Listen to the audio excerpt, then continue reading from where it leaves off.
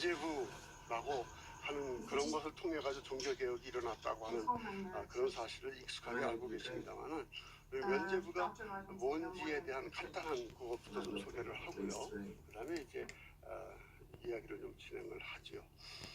잘 아시는 대로 면죄부 그러면 이제 그 죄를 면한다. 교황이 자기의 권위로 우리의 죄를 용서할 수 있는 권위를 가지고 있다. 뭐 이제 어떤 그런 면으로 많이 해석을 합니다만은 사실은 좀 로마 가톨릭은 좀 억울해해요. 그래서 이제 면죄부가 아니라 면벌이라고 그래야 된다. 아니면 면벌부도 잘못된 언어다. 그래서 대사, 큰 대자, 용서할 사자. 그래서 크게 용서한다라고 하는 이제 그래서 대사라고 이제 캐톨릭에서 보통 얘기를 씁니다. 이 대사라고 하는 개념을 이해하기 위해서는 먼저 여러분들이 캐톨릭에서는 고해성사라고 하는 걸 하죠. 이게 거기 교회 생활에서 상당히 중요한 개념이에요.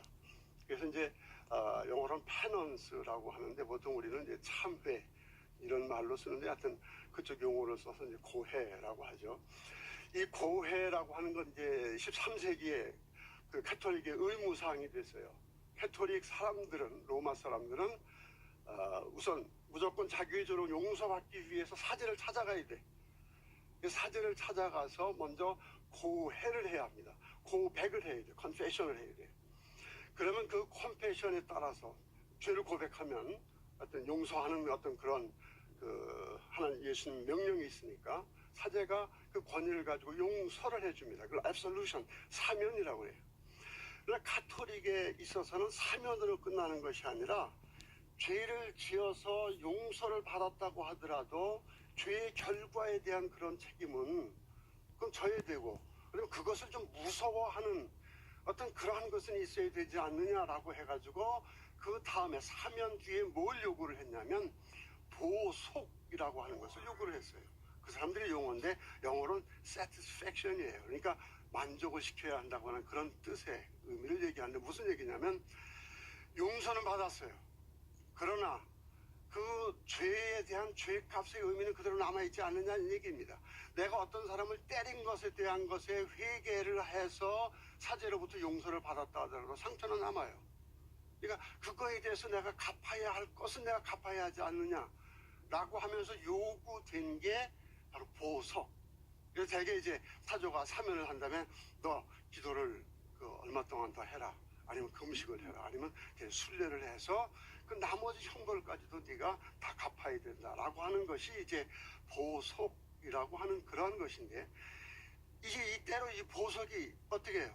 점점점 하지 못할 때는 이게 자꾸 형벌로 쌓이는 겁니다.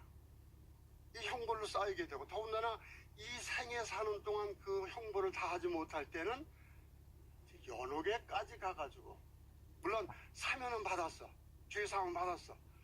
그러나 우리가 지상에서 받아야 할 보석에 따른 형벌 지상에서 다 하지 못하면 연옥에까지 가서도 받아야 할 그런 형벌 이걸 다 받아야 된다라고 하는 어떤 그러한 생각을 이제 가지고 있었는데 그래서 이 제도 안에 많은 사람들이 이 보석을 내가 어떻게 하고 보석의 의무를 다하지 못할 때 형벌을 어떻게 할 것인가 이런 것 그 영적인 불안 가지고 살았어요. 그래서 캐톨릭 사람들은 죄는 예수님이 사해준 것이기 때문에 죄에 사했으니까 면죄부가 아니라 형벌에 따른 면벌이라 자꾸 이제 그런 의미에서 얘기하는 거고요. 그 다음에 대사, 용서해주는 어떤 그런 형벌을 용서해주는 그런 교황의 권위를 얘기하는 거다라고 얘기는 하지만 사실은 그 캐톨릭 그 당시 사람들에게는 단지 보석이라고 하는 그런 개념이 아니라 그 죄의 형벌, 죄에 대한 어떤 그러한 두려움 이것이 문제가 되었는데 이것을 해결해 주는 것으로 교황이 면죄를 선언해주는 그런 권위를 가지고 있다고 생각을 했어요. 그 권위를 교리적으로 그 사람들은 어떻게 이제 발전시켰냐면 우리가 100점을 받아야 이제 우리가 보석을 다 감면을 받을 수 있는데 어떤 성자들은 100점 이상을 받아요. 150점을 받고 200점을 받아. 그러면 그 잉여, 여분의 공로라고 하는 그런 것을 교회가 보존한다고 그랬어요.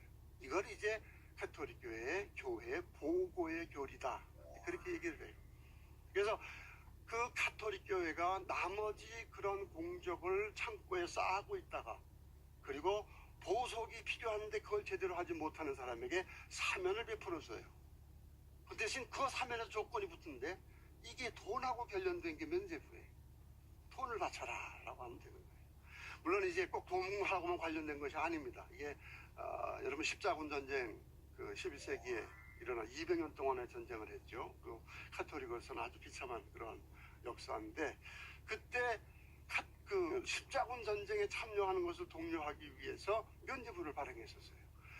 거기 참여하면 여기를 면제해 주겠다. 그래서 많은 사람들이 구원의 두려움, 그 지옥의 연옥의 두려움을 가지고 있다가 면제받아. 그래서 십자군에 지원을 하기도 하는.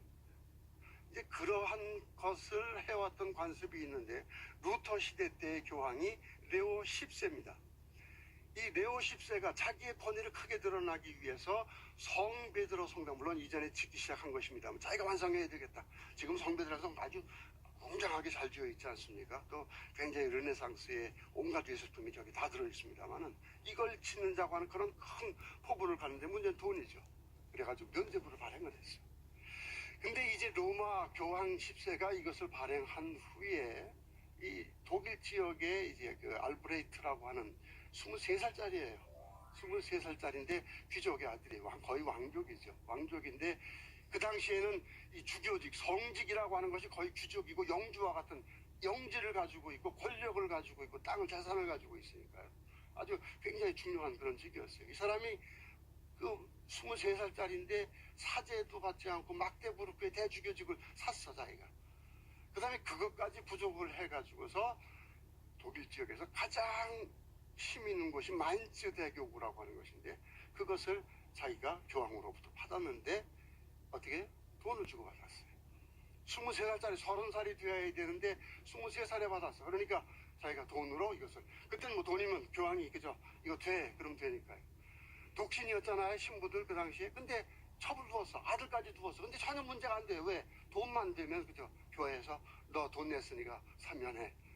그렇게 사면 받고서 많은 사람들이, 교황이 여러분 그 많은 부인을 데리고 아들들이 있고 또 그 아들이 교황도 되고 하는 어떤 그런 시스템이었어요. 그래서 이제 그 어린 그 알브레이트라고 하는 사람이 마인츠의 대주교직을 돈으로 사고서는 독일 지역 내에 면죄부 판매권을 이제 받습니다. 그리고 판매하면 돈을 주겠다.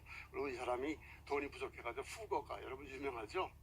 후거가라고 하는 바우스부르크에 있는 아주 큰 은행 재벌가가 있는데 거기서 돈을 빌렸는데 이제 그 돈을 갖기 위해서 면죄부 판매를 독일 지역 내에서 이제 본격적으로 벌이기 시작을 합니다. 여러분 잘 들었을 거예요. 요한 테첼이라고 하는 도미니크 파의 한 수도사인데 이 면죄부 판매 설교가로 아주 유명한 사람이에요. 아주 감정적으로 명설교가예요. 그래서 이 사람이 면죄부 팔면 독일 지역 내내 돌아다니면서 판매를 하는데 아주 엄청난 그런 많은 사람들이 호응을 받습니다. 유명한 설교가 있죠. 예.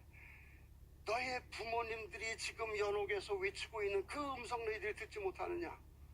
지금 그 고통 가운데 나를 살려달라 외치고 있을 때에, 그러나 너희들이 연복궤 동전 넣을 때 딸랑 하는 소리가 나는 그 순간 너희 부모들이 연옥에서 뛰어나와서 천국으로 올라갈 것이다. 이 남아있는 유명한 연설문이에요. 이제 이러한 연설을 가지고 면죄부를 판매를 하는 그런 가운데 루터가 그 얘기를 들어요. 이제 그 지역 내에서 팔지 않습니다. 그런데 그 이웃 지역에 가가지고 사가지고 오는 이제 그런 심각한 현실을 보고서 루터가 신학교 교수였어요. 네, 다음 시간 조금 자세히 얘기를 하겠습니다만, 그리고 이제 설교가로서 목회자로서 이건 아니다 라고 해가지고 95개 논조라고 하는 것을 비텐베르크 성에다가 이제 게시를 하게 되고, 이것이 삽시간에 모든 사람에게 퍼져나가요. 그리고 면죄부에 대해서 뭔가 좀 잘못되었다고 느끼는 그런 사람들에게 굉장한 깨우침을 일으키기 시작을 하고, 그래서 종교개혁의 불씨가 되기 시작을 합니다. 좀 그 진행되는 과정은 나중에 좀 말씀을 드리되, 먼저 좀 면죄부에서 뭘 얘기를 했는가라고 하는 걸 제가 세 가지를 좀 요약을 해서 말씀을 드릴게요. 루터는 교황의 권위, 교회의 질서, 이거 무너뜨릴 생각이 없었어요. 교황을 존중하는 마음 그대로 있었습니다. 그러나 지금 잘못되고 있는 거 여러분 교황 아셔야 되지 않습니까? 95개조 논제를 붙이면서도 알브레이트 대주교에게 예의를 갖추어서 편지를 썼어요. 이만큼 지금 당신 설교자들이 잘못하고 있습니다. 이거 바로 잡아 주십시오. 이런 마음으로 편지를 썼는데 어때요? 이 알브레이트는 이 돈 벌어야 되는 사업이기 때문에 영적인 사업이라고 하지만 대주교로서 하는 일이지만 사실 돈벌이 아닙니까? 이게 당장 거슬려요.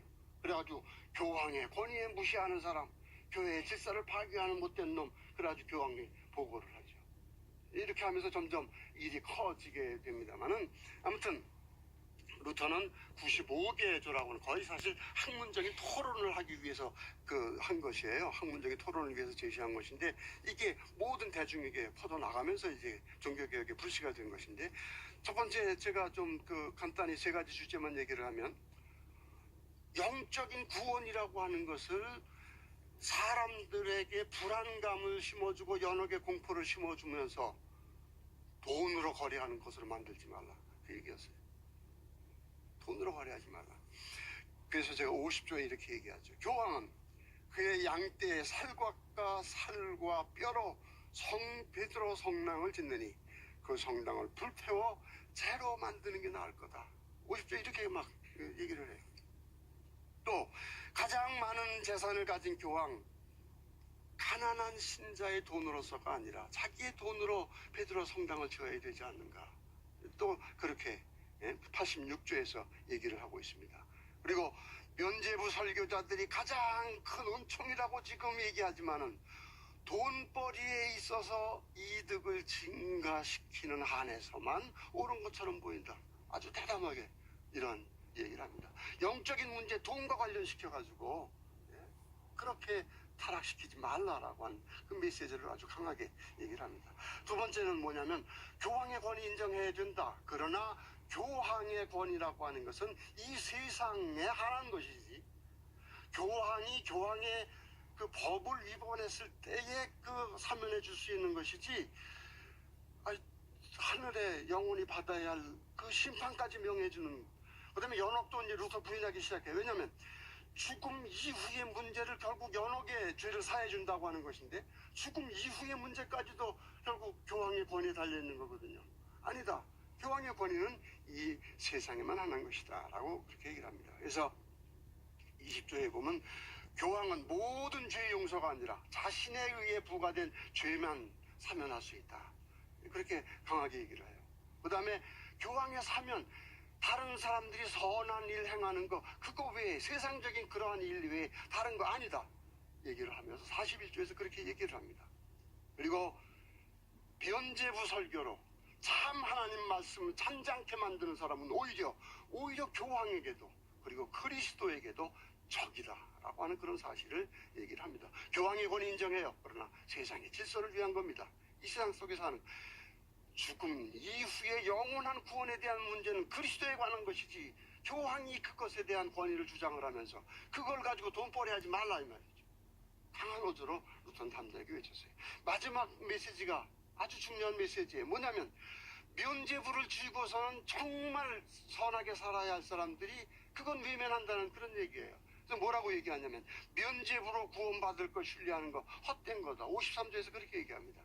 또 가난한 사람을 본체 만체 지나버리고 면죄를 위해 돈을 바치는 사람은 면죄가 아니라 하나님의 진노를 사게 될 것이다. 여러분 면죄부 사고서 난 구원받았다고 생각하고 있는 거예요. 루터가 가장 걱정하는 것은. 그리고 정작 그리스도인으로서 선한 생활을 해야 되고 가난한 사람을 보면 돌봐줘야 되는데 자기는 면죄부 샀다는 겁니다. 그리고 그것을 무관심해 버리는 거. 이게 가장 무서운 거다라고 하면서 강하게 거기에 대해서 면죄부 95개에 대해서 반박을 하고 있습니다. 여기서 뭐라고 얘기를 해요? 32조에서 결정적으로 얘기합니다. 면죄부에 의해서 자신의 구원이 확실하다고 스스로 믿는 사람은 그렇게 가르치는 사람과 함께 영원히 저주를 받을 것이다. 강한 얘기죠. 강한 얘기예요. 근데 여러분 사실 우리가 거짓된 구원의식, 거짓된 안전의식이라는 게 참 많아요. 참 많아요. 단지 11조 생활한다. 물론 중요한 생활입니다. 중요한